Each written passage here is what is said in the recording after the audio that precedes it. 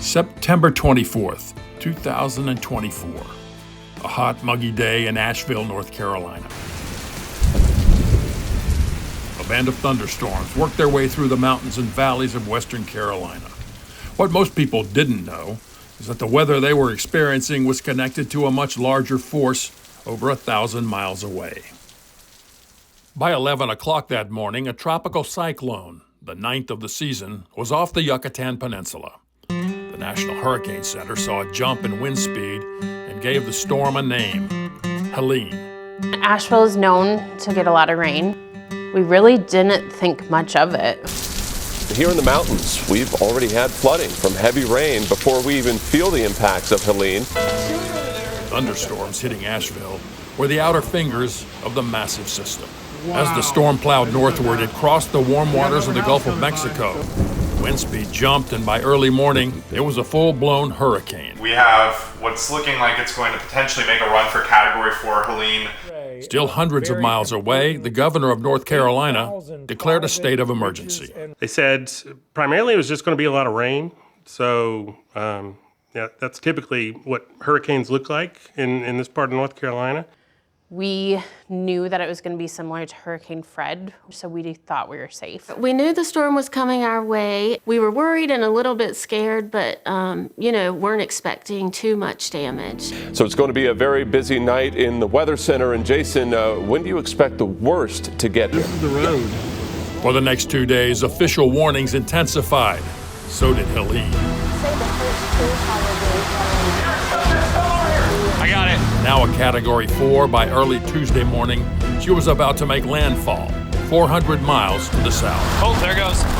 Federal house is floating away. Back in North Carolina, families started their preparations. In the small town of Swannanoa, Jim and Allie Bordy lived in a quiet neighborhood of stout factory housing built in the 1920s. Beacon Village lies 100 yards from the Swannanoa River. It rained fully for 2 days before, got off of work, bought a extension ladder to clean my gutters, got the camping stove out so we could go out on the front porch and cook things if we needed to, build up the bathtub. I was prepped. We woke up that morning and kept on checking to see where the water levels were and if we were safe. I could see cars still going through the highway, so I was like, oh, it's fine. Paula Hennon lived several miles upstream from Allie and Jim. I never really considered leaving.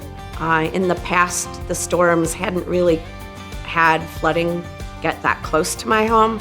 I wasn't in a floodplain. Well, Matt and Melinda Self had no worries about flooding. They and their 2 children lived on a mountain.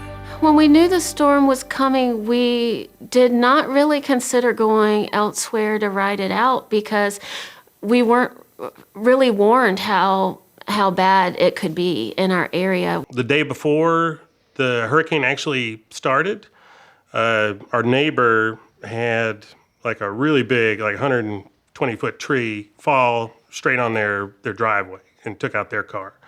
So, needless to say, my wife, who's always already very paranoid about the giant trees in our neighborhood, made us all sleep in the basement. So we set up the lights and we had a movie and our dog Rosie downstairs, and we were just trying to make it fun for the kids. All right, there's the heavy rain band. Thursday night was a rain event.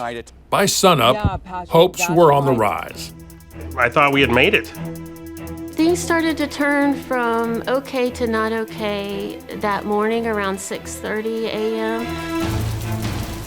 Matt and I woke up and we heard the wind outside, and it was like a whirring sound we hadn't ever really heard before. Every 30, 40 seconds, the wind would spool up and something else would hit the house. We had about 6 to 7 trees hit the house, one which took the whole roof off of the right side of our home.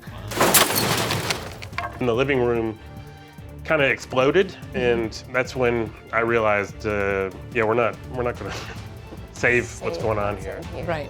All the light fixtures, the electrical plugs and everything were just, water was shooting out everywhere.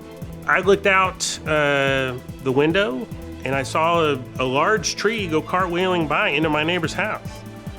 And at that point, I realized that I made a mistake. And I thought I'd put us all at risk. What do you wish you had done? I wish I'd gotten us out of there. We should have gone somewhere else, somewhere safer.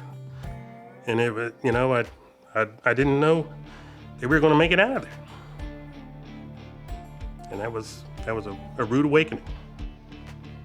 You weren't sure if you guys were going to get out of that house? No, not at all.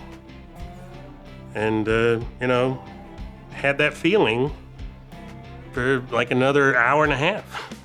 It was crazy. It was a crazy experience. I do not recommend it. Watch new episodes of This Old House, A Carolina Comeback this fall on your local PBS station and stream on the Roku channel.